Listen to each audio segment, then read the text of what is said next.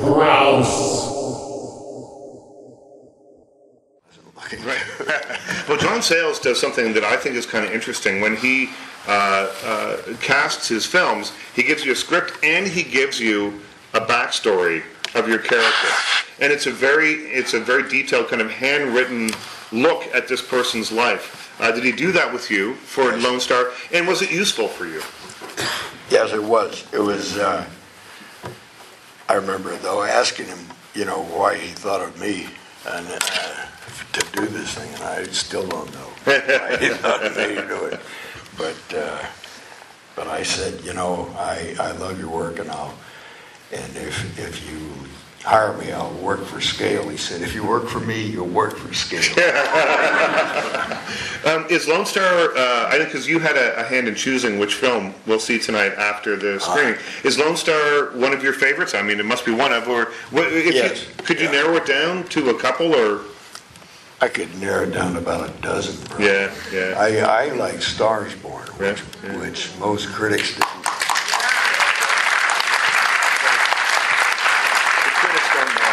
Nah, well, people keep telling me they've seen it 20 times or whatever, but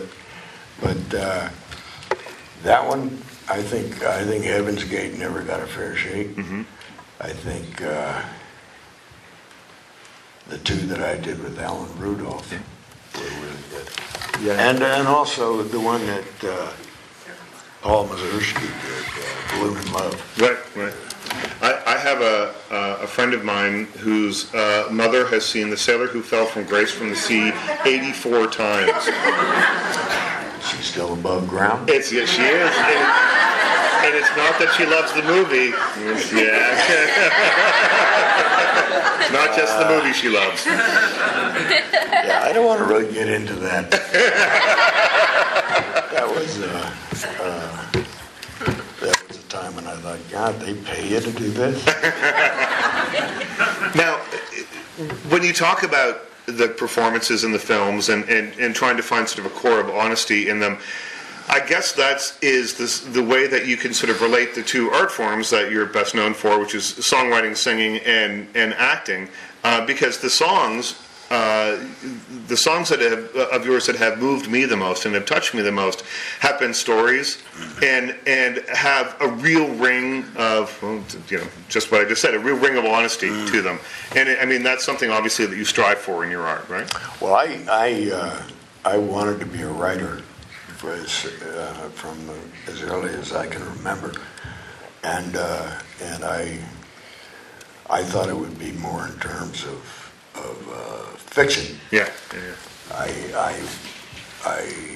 got my first positive feedback for my writing from an Atlantic Monthly short story contest. I won a bunch of prizes in there, and that gave me the confidence to think I was a writer. But I've never written since then. I'm still making up songs, though. Well, you're still doing it really well. The new album still sounds great. The songs are amazing. And I wanted to ask you, earlier in the introduction, I said that Me and Bobby McGee is one of my favorite songs. Not a word of a lie. When Janis Joplin, who you knew well, you dated and knew well, describe to me the first time that you heard her version of that song. Because it must have blown your mind a little bit. It still blows my mind when I hear it. I never heard her sing it while she was alive, and she had died, and I was kind of stricken from that, yeah. and I couldn't listen to it all the way through. Wow. And in fact, I was sitting in a publishing house there in Nashville, listening by myself, listening to it over and over so I could get through it without breaking up or something.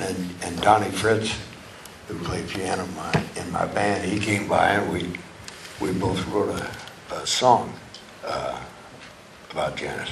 It's called Epitaph. But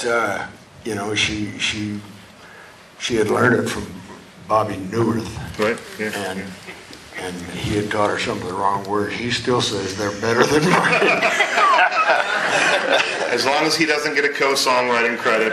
Listen, I've already given half of it away. I'm going to take some questions from the audience. I'll wrap up my little bit of this now by, it's been such a treat to be here talking to you and to hear how warmly you speak of friends who aren't with us anymore, Johnny and Janice, to talk about the songs and the films. And I wonder what you think your legacy will be. Is it the songs? Is it the films? Is it the friends and family? I think it's probably going to be a combination of all that. Yeah. My biggest pleasure in my life right now is my wife and kids. And I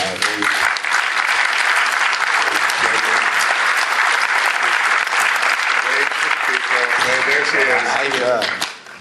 Yeah, we've been together about 26 years. She ought to get a Ranger tab.